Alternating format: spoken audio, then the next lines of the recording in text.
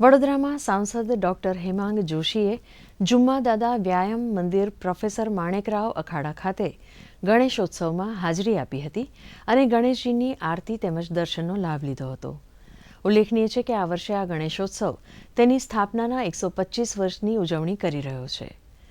Managing trustee Rajendra હરપડેએ જણાવ્યું હતું કે અંગ્રેજો સામે લડવાના હેતુસર લોકમાન્ય તિલકના વિચાર સાથે સહમત થઈને અહીં ગણેશજીની સ્થાપના કરવામાં આવી હતી. અહીં લોકમાન્ય તિલક પણ ઉપસ્થિત રહેતા હતા.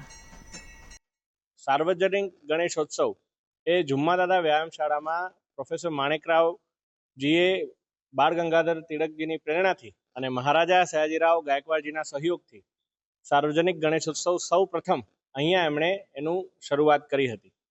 ત્યારે 1901 બાદ આજે 125 વર્ષ બાદ આ ઐતિહાસિક ગણેશોત્સવની પરંપરાનો ભાગ બનવા માટે મને પણ એક કાર્યકર્તા તરીકે અહીં આમંત્રણ મળ્યું હતું અને આજે ગણેશ સ્થાપનાના સમય પર પૂજન કરી આરતી કરી અને તમામ વ્યાયામશાળાના તમામ મુખ્ય ટ્રસ્ટીશ્રીઓ અને મુખ્ય કાર્યકર્તાઓ સાથે મળી અને ગણેશજીની આરાધના કરી છે.